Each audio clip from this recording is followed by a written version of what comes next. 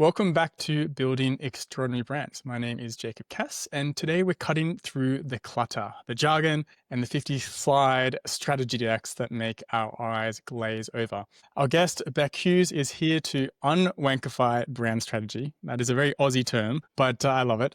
Bec is a brand strategist, mentor, and educator who's worked on global brands inside agencies like WPP and Landor. You may have heard of them. But for the past 12 years, she's been running her own consultancy, helping designers master the skills of strategy without the fluff. So in this episode, we're going to unpack why mission, vision, and values aren't the holy trinity when we think they are, what actually matters when crafting a one-page brand strategy, how to influence perception and bridge the gap between thinking and doing, and how creatives can actually build the confidence and mindset of a true consultant. So there's a lot to unpack here. Welcome to the show, Bec, and let's get into it. Thanks, Jacob. I'm very excited to be here. And I see you're wearing pink on brand very much, so thank you very much. I'm on Just Brands. I'm here. Awesome. So you come from an agency background. Like, what made you leave and go solo? Look, I'm not going to say it was a choice necessarily. I was very entrenched in the agency world from the UK. And then when I came here to Australia, I've worked in lots of boutique agencies, big global agencies. When I had my kids, I had my first child 14 years ago, I had the stark realization that my life and agency life were not a good match. And so that was really where I realized that I probably couldn't go back to agency. At one point I tried, it didn't really work. But I didn't want to let go of doing the work that I love doing. So I sort of found myself working for past clients, and the consultancy sort of built itself in a way. It wasn't my intention. I didn't make a hard decision to go, you know what, I'm going to go and set up on my own. I always admire and envy the people who have their first birthday and their second birthday for their business, because I don't know when mine started. It just kind of evolved. So I suppose it's not the sad reason, it's a happy reason, but I suppose I didn't intentionally jump agency. Yeah, but it's those life moments that you come to these realizations that other things are becoming more important, and paths change. So I get it. What most perked my interest was the phrase unwankifying brand strategy. So I love this idea of like no BS behind brand strategy. There's a lot of mist around it, and it can leave people, designers especially, like confused about what it is, what it isn't, how to do it, and so forth. So I'm curious. We'll jump into like all of that, but how did your early experiences like in the agency shape how you approach strategy today? Yeah, look, it's interesting. You've got to swear to get noticed these days. I'm not really sure it's swearing, but like... It's not an Aussie swear word, is it? It's just Aussie vernacular. Yeah. Look, I think for me, when I reflect on that, a big thing is that I saw lots of clients, and we developed strategies for them. And I often felt they would struggle to use them. You would sit there in these really long strategy decks, and I'm not joking when I say that 50-page strategy decks plus, but to some extent their eyes would glaze over. But more importantly, they never saw the strategy get used in the way we wanted it to get used. And because I think there was that disconnect, and it was perhaps too complex. But also for me, there's a personal story in that. When I joined quite a big agency, I remember one of my first days, and I heard that there was going to be a big strategy workshop with a client coming in, and the lead brand strategist was going to be doing it. And so I asked if I could sit in on the workshop. I wanted to learn a bit more about what the agency were doing and how they approach strategy. And to my amazement, they told me no, I couldn't sit in on the workshop because they needed to be able to focus on the client. They didn't need the distraction of the newbie being there. Oh. And I felt for me that was this massive gatekeeping kind of approach to this. Even though I was there to do that job and to be part of the agency, there was this wankiness around it that they kind of said, no, you can't sit on the presentation. We're too important for that. And so it's kind of two-sided. It's the client perspective, but it's also that internal perspective that there are a lot of barriers around strategy for the lay people, the designers, the juniors within agencies. So how did it make you feel when I said no? I suppose my first question was, oh my gosh, why? I shouldn't have asked that question. I've really overstepped here. How awful, how embarrassing, I'm an English kind of person. I've committed the worst faux pas here. But then also very quickly I became frustrated because I'm like, well, how am I going to learn this then if no one's willing to share with me? if no one's willing to kind of lift the lid on it and let me in? So I was also a bit frustrated, a bit annoyed by that. I Yeah, didn't give up, Jacob.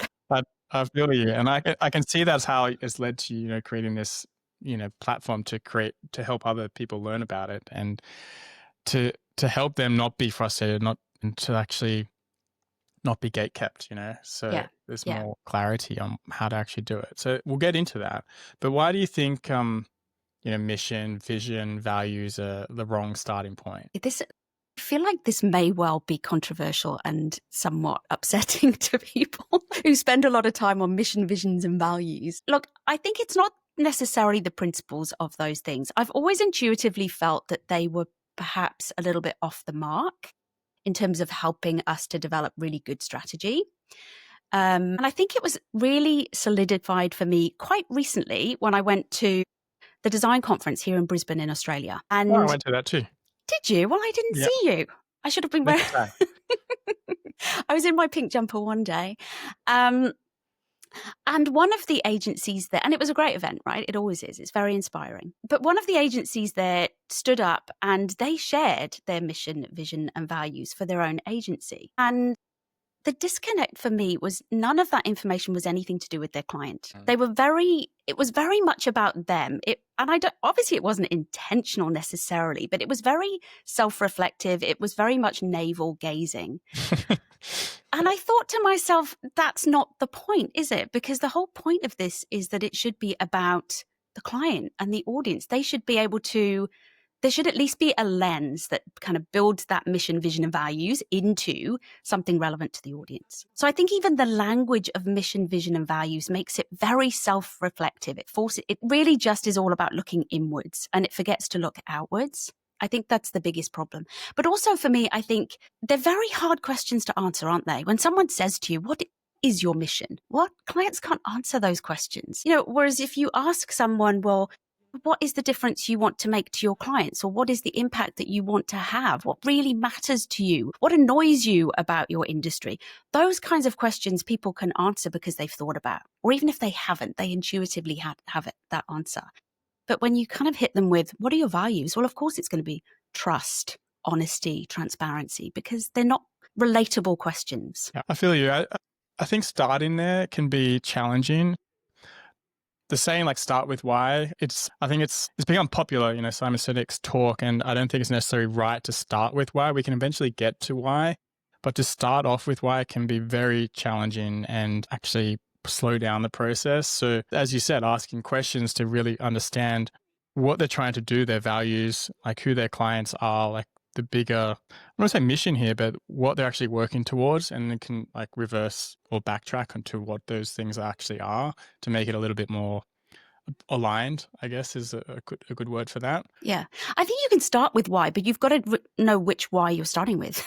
If it's why, if the why is all about you as a business and an entity, it's probably the wrong. Why does the audience need us? Why does the world need us? That's a better why. So it's not that why is not an important question, not getting into semantics too much here, but it's the nature of the why. It's the nature of the mission, the nature of the vision that I think can set everyone off on the wrong track. Yeah. I think the definitions here is also important because as you said, like it's the context and the definitions of how those things are used. And especially when there's so many different ways of doing things, especially with strategy and everyone comes with a different lens, a different perspective. When you teach others about strategy, how do you actually, unwankify this kind of process? I know you have like a one-page brand strategy. Perhaps we talk about that kind of core idea and how you go about it, I guess. Yeah. So look, the one-page strategy is to answer those two, I suppose, key problems with strategy is that it's to create something that the client can actually use and understand and see how it kind of reflects their business and, how they will get traction from it. But it's also to create something that creators like us, designers or copywriters or social media strategists, something that they can actually create in a meaningful way. So I think anything that's 20 pages long is never going to land. It's just not. It doesn't mean that you don't start with 20 pages, but it just means that you have to distill it down into something much shorter. So I suppose that's the premise of the one-page strategy. It's not that you start there and you're only allowed one page from day one. It's that you really aim to get it down to one page. So that's really the process, is you might start wide, but what we forget to do in strategy is then to distill down and to narrow things down and chuck out what we don't need and filter. And that's the biggest thing that is missing from strategy, I think, is the skill of filtering. 100%. And at the start of this, you said one of the problems where it's like the 50-page document, the strategy is not actually being used. And that often comes down to because people don't understand it. It can't be translated well, trickled down from top to bottom. I recently attended a workshop with Mark Pollard, and he has a one-sentence strategy. Like if you can't get it down to one sentence, it's not going to be able to be communicated as easily. So the challenge is to filter down to just get to the key points of what anyone could really understand. They get it. How do you actually take this, apply it to a campaign or building your brand? So yeah, I love it. So you often talk about perception, the perception problem. So why does every strategy need to start with like a perception problem? Look, I think every strategy should start with either a perception challenge, actually, and I'm not correcting you. Yeah, I often do that, challenge and problem. It's a better frame, right? Or it could indeed be a perception opportunity, particularly for a new brand. They don't have well, there's a perception challenge in the market potentially, and that creates an opportunity for them. So brands are really starting from that point of view of a perception challenge, in the sense of either it's an issue with how they are seen by the market, or it could well be a problem with the market itself and therefore an opportunity for them.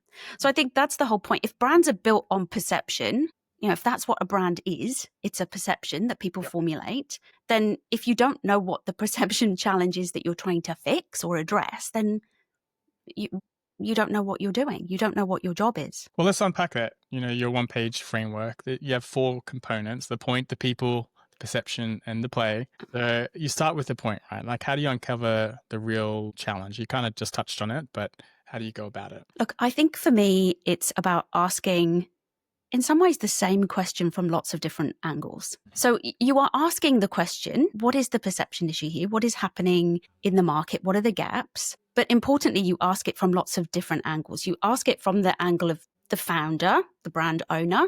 You ask it from the perspective of their bigger team, if that's what they've got. You look deeper, and because the founder and the team very often will have conflicting views. But then you also ask it from the perspective of the audience, the potential buyer. You ask it from the perspective of the market. Like, what is happening in the market right now? Where are the gaps? What's damaged? What's wrong in this market? And also from the perspective of the competitors, because how are they seeing it? How are they addressing it? What might they not be saying too? So it's really about starting wide, which is, I suppose, the antithesis of a one-page brand strategy. But you have to start filter, right? It's a funnel. It is absolutely a funnel. But it's also, in some ways, I sometimes use the analogy, and it's a really cheesy one, but I'm going to say it anyway. But it is a bit like a sculptor, right?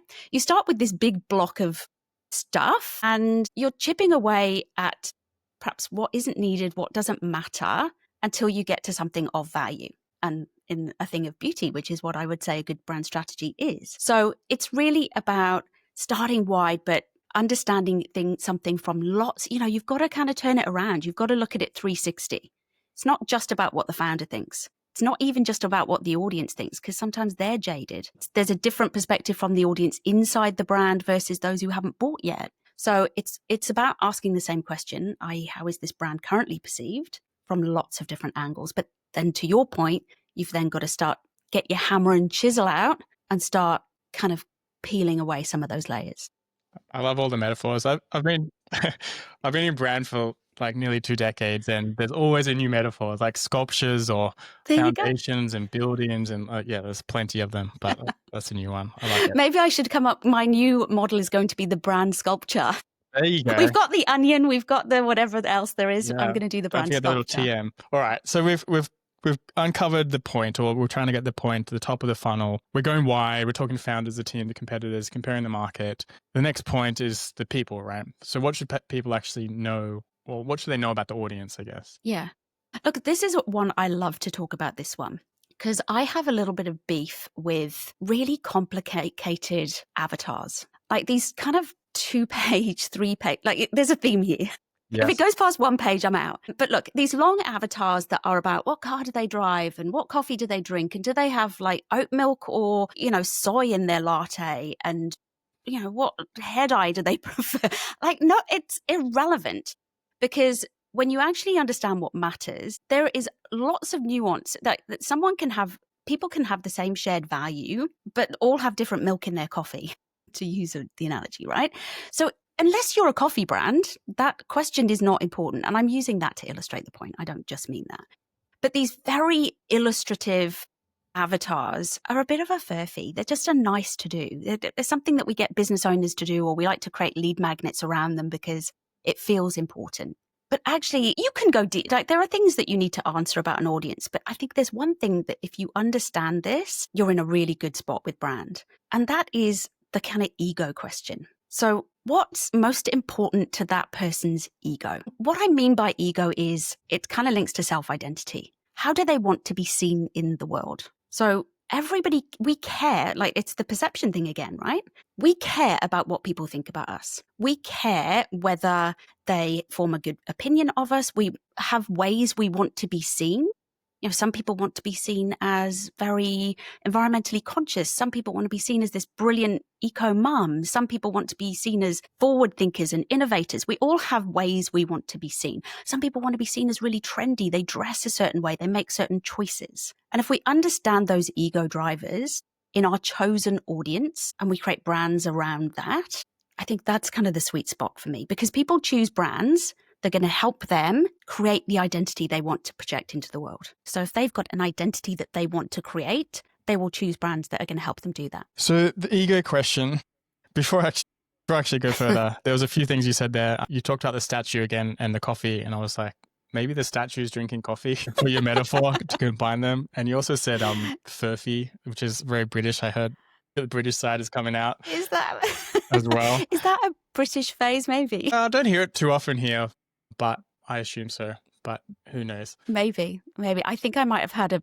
work with a brand consultant who used to say that a lot when it was just something he didn't want to deal with. Fair enough. I love the idea of framing around the ego question, like the identity, how you want to be seen in this world. People wear things or do things and say things to be seen in certain ways. So we've talked about the point, we've talked about the people, and I guess that kind of comes to the perception, which is really what this is all about. Yeah. So what 4 factors actually define on how a brand is truly seen in your eyes? Look, for me, the important thing about perception is it's perception questions that will drive a purchase decision. It's what will motivate someone to do something. So I've spent a lot of time reflecting on, well, what are the things that motivate people to make a decision, that will kind of activate people? And for me, I think there's a really big one, and we talk a lot about niching these days, right? And I am all for niching, huge fan. So for me, a big thing is about right fit. So I think when people are looking at brands, they want to know, is this for me? And it's not just, is this for me in the sense of, will it do something that I want?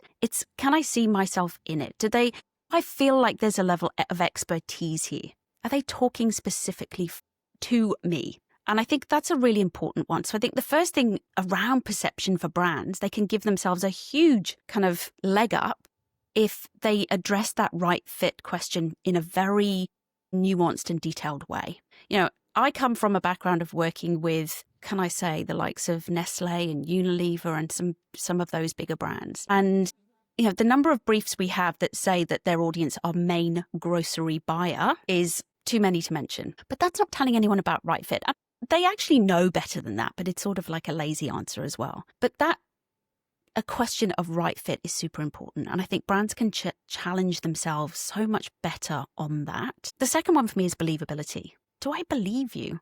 And it's a bit deeper than trust. Trust is very important, but do I believe what you're saying? Can I find evidence to an extent that you can do what you say you're going to do, that you will meet the promise? And there are sort of variations within that. There's the hard and fast evidence. Can I see case studies? Can I see qualifications? You're an accountant. Okay, let's see your accountant qualifications. But then there's also the softer side of believability, which comes into things like the perspective and the point of view of that brand. Does that feel like a perspective that's been formulated through experience and through expertise? So there's a number of ways you can frame believability, but can I believe you is a very important question that a brand needs to answer for its audience. Then And there's number the three. third one number three, affinity. So that, I suppose, is that sense of connection. Do I feel a sense of connection with you? Can I see myself in you as part of that? But also, are you aspirational to me? People don't choose brands because they feel that they're lesser than them. They choose brands because they aspire to them, particularly around that self-identity piece. So that sense of affinity and connection and that's who I want to be, that's who I am, is super important. And then finally, there's impact. What will you do for me? What will you help me do, have, and be? And the be is a very important one because that, again, comes back to the identity piece. Who do I want to be in the world? And will you help me be that? So for me, a brand, there's a big part of it, which is that personal reward. But, more and more, I think people are, not everyone, but certain categories are influenced by impact of brand in the greater world. Like, what good are they doing? So there's a kind of two sides to impact too. Yeah. And the through line through all of that is identity. Yeah. Like right fit, believability, affinity, and impact. And you also mentioned motivations and at the start, which it's all about perception. I'm just reading my notes here. I was jotting it all down. And it's like identity, perception, and I guess that's what we're talking about. So we've talked about the point, the people, the perception, and lastly, you talk about the play. So I guess that's the gap between actually bringing that strategy to life. So how do you actually bridge that gap? How do you bridge that gap? Isn't that the $1 million question? Look, I think before I talk on that, just very briefly, I would say that the play and how you bridge the gap between strategy and execution is too often left to intuition, to chance. And intuition is a big part of it. How do you take a strategy and bring it to life is, it's intuitive in many ways. It's something that many designers, and this is why I love working with designers in a strategy sense, is that many designers do it intuitively. They will see a brand, they will kind of perceive an opportunity in the market, and then intuitively they will answer it creatively. What they don't do is take the client on the journey with them. So that's the important part of the play portion of the strategy, is that it's actually more about taking the client on the journey and showing them that bridge from strategy to design. So for me, one of the things, we've created something in the design world called, you use nouns, right? So you will have heard of the noun approach, and you go through your brief and you highlight some lovely nouns, and those nouns will become your visual cues. Unfortunately, we don't get briefs like that. Only Instagram designers get briefs like that because they're post-rationalized. But real briefs don't look like that. They don't come with all these lovely nouns in them. So we have to do the work to create that in the first place. And that's where the strategy comes in. But for me, what I love to do is create what I call the creative springboard. So you take that one-page strategy, again, that's why it's just so brilliant to have it on one page, because who wants to go through 50 pages with their little highlighter pen trying to find the important stuff? So you take that one pager and some of the key words, phrases, perspectives that come out of that, you challenge yourself and you take them one by one. This is not a collective, I've got to solve it all in one go. But if you take one particular phrase or perspective or, impact that you might have and think, well, okay, how might that come to life visually? How would that inform a color palette choice? How would that inform a font choice? Or how might that inform a message or a tone of voice? Or how might it inform a behavior? What might that brand do in their business? So you kind of almost dissect, pull apart that one pager, just pull out keywords, phrases, things that feel meaningful, and then start asking questions around, okay, how might they come to life? With the overarching caveat of don't default to cliches. Yeah, I love that. The key word there is meaningful, right? And how it actually relates, and you can actually bridge that gap. The funny thing you said about intuition, I was just like, yeah, as a designer from a design background, I did rely heavily on intuition for my early careers. And it was only later down the track that I realized how much more could be achieved by working with the client versus just being like a one-sided, journey, rather than just talking to them, listening, understanding the true problems and coming to conclusions together. It's a much more powerful approach. The noun, exercise. Another thing that came to mind was, again, in Mark Pollard's class, he had something called pineapple words, which is kind of like descriptive words. Like you can think of you think about pineapple, you can see it visually, or elephant or whatever it is, you can see that noun. But if you say something like synergy or holistic or anything straight, like descriptive words like that, they don't have any visual and they mean nothing, right? They're very hard to visualize or to understand because everyone will have a different understanding. Even the word strategy is one of those terrible words that's like, doesn't mean jack. So yeah, it is a powerful one. If you can get a one pager that has those powerful pineapple words or nouns, it can become such a stronger document for everyone working on the brand, especially creatives when they need that, something to really hold on to and to create meaningful work, I guess, to loop back to. Yeah. Yeah. And it just answers that question of the rationale. And I think rationale is so important in design. Again, working in agencies in particular, but I think solo designers struggle with it as well. As soon as the client starts pushing back with, okay, why can't it be pink? And we don't have the answer because we didn't actually produce the rationale to say, well, this is why it can't be pink. Remember, we decided this in the strategy. And then when we pulled apart the strategy and we developed our creative springboards, we decided that we didn't want to be overly feminine, or we didn't want to be, whatever those decisions were that we made. And that's why. So I always talk about WIB words, right? Why, if, and because. And those questions that use those words, ask why more times than it's comfortable to ask. I like that. I've never heard of WIF words. Why, WIB. if, and because. Yeah. If is a really powerful, if you use it in your question framing, it's very powerful. It's particularly in workshop scenarios. You say, oh, okay, so what if this were to happen? And the client be like, or they might go, oh, actually. And it just gets them to start thinking in a more colorful way. And then because, okay, you believe that, but can you tell me, that happened because of what? Because very often people will come in their siloed, kind of very restricted point of view. So I chose pink because is a really important Really important question. I chose pink because I'm coming on Jacob's podcast and he loves pink. There you go. Perfect rationale. And it's those post rationales that we often see, and it's just, I get why it's done, but it often just, it doesn't really help the cause for other people. So I guess that kind of bridges us into the next section, and it's about simplification. We've talked about filtering down, but often when we simplify, we can lose some of the substance. So like, how do we balance simplicity with strategic depth? Yeah. Look, I think it's, for me, keeping the question list short, but making those questions really meaningful and really important. You've just paused there, so I was making sure you hadn't gone. Yeah. So I think... Keep going, yeah.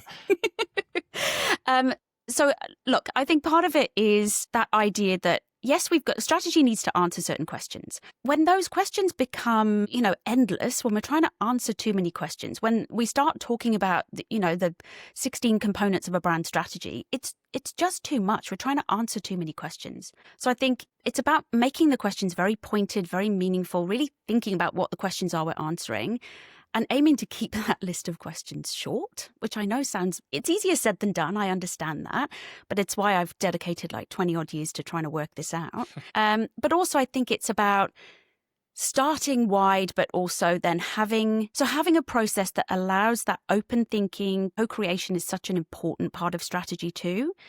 But within that process, you also have a structure and an approach which keeps things on the straight and narrow. So it's kind of balancing process with open thinking. Yeah, I love that. The word co-creation is the word I was looking for before when I was talking about working with clients. It's right.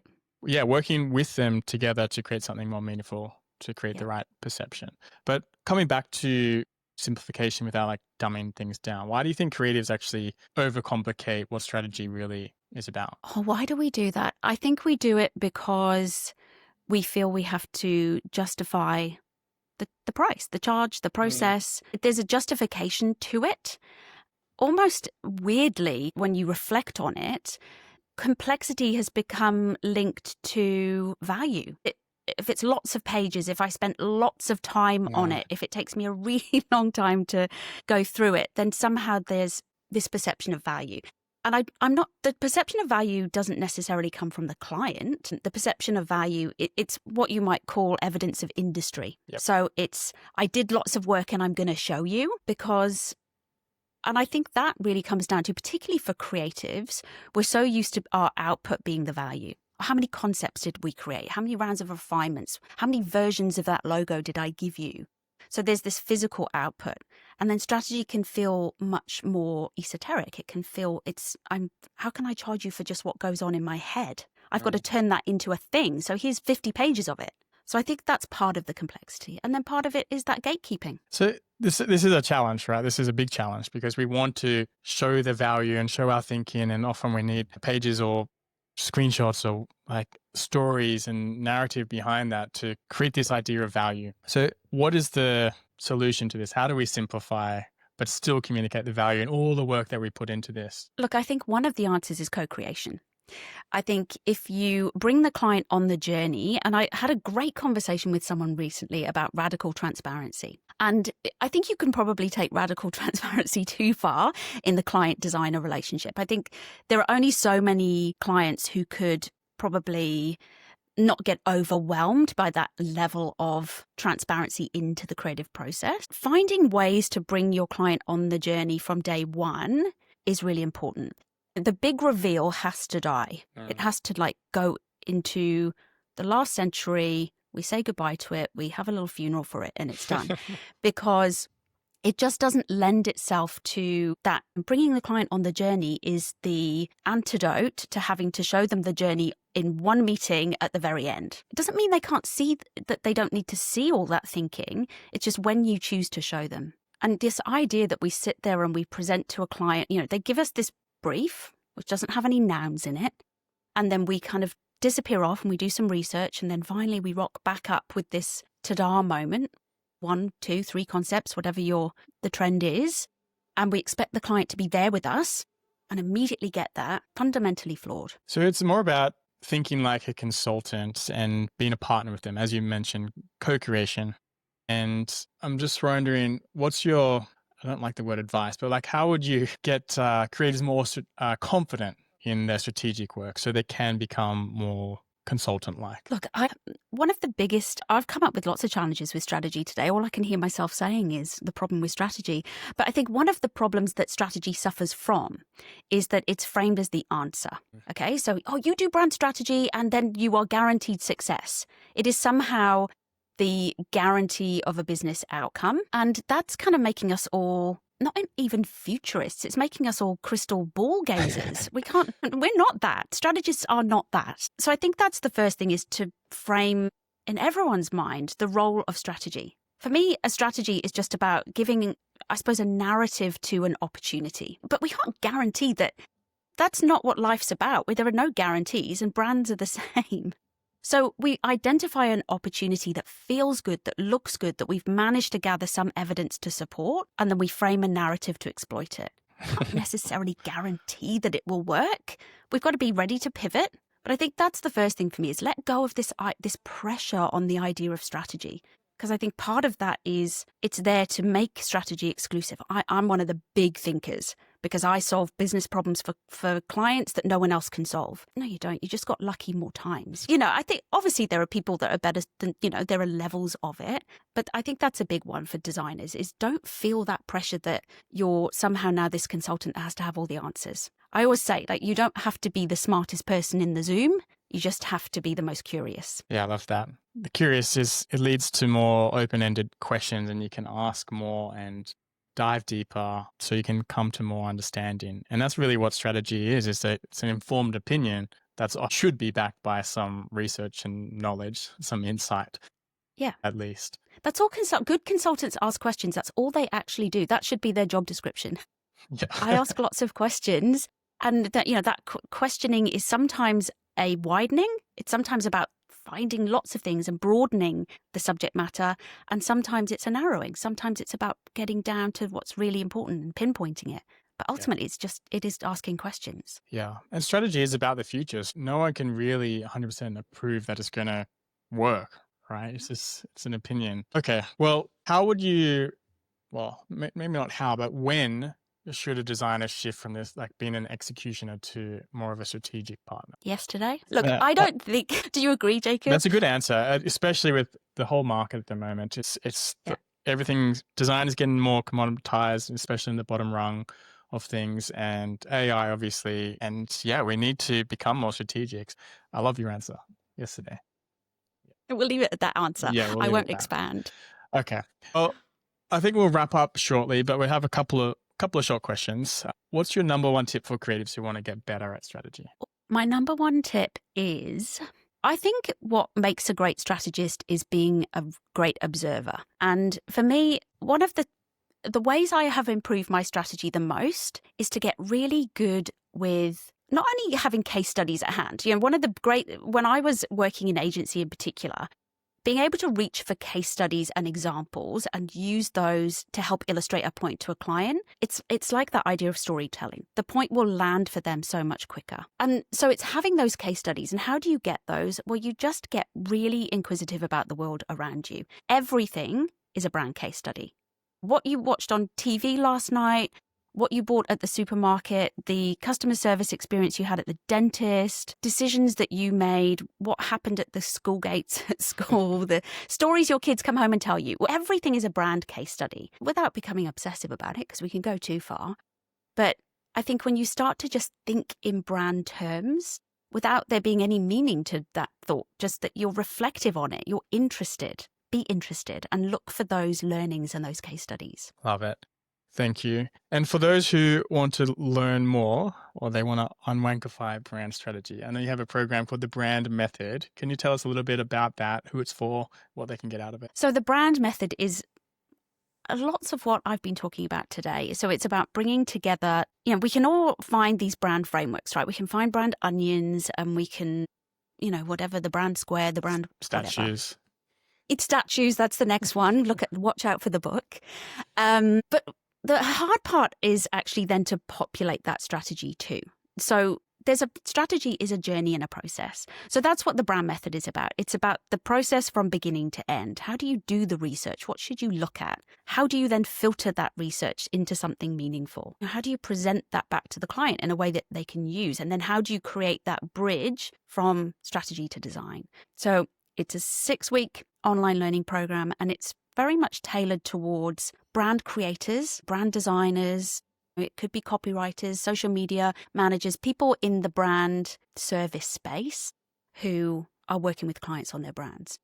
And it doesn't have, you don't have to suddenly then feel like you've got your label you have to put on your business card, brand strategist. I think it's also just about having that ability to monetize brand strategy, to create something in your business that you can charge for and have better conversations with your client, more informed conversations. So that's what the Brand Method, it's about distilling it, making it simple for everyone. I love that. And I love the word informed, because it really does improve your craft and understanding. And if you don't know what you don't know, you're not going to be able to ask better questions. And that's what it comes down to. That's how you become a better consultant, by asking better questions. And that comes from being more informed. So check out the Brand Method.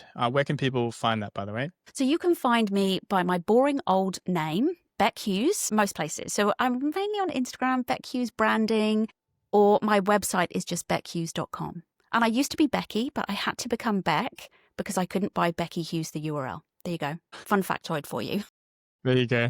Thank you so much, /Bec Hughes, for sharing your wisdom. Is there any final words you want to leave with our audience? I would just say, don't let the wankiness that is out there be the reason you don't do brand strategy. I think everybody can dip into it at various levels. You touched on at one point, Jacob, the idea of being someone's strategic partner. You don't have to become someone's strategic partner to have an impact on their business. You can impact that small client that comes to you for a brand in a week. So there are multiple levels to brand, and it's not as intimidating as some people want you to think. Great. Last words. Thank you so much.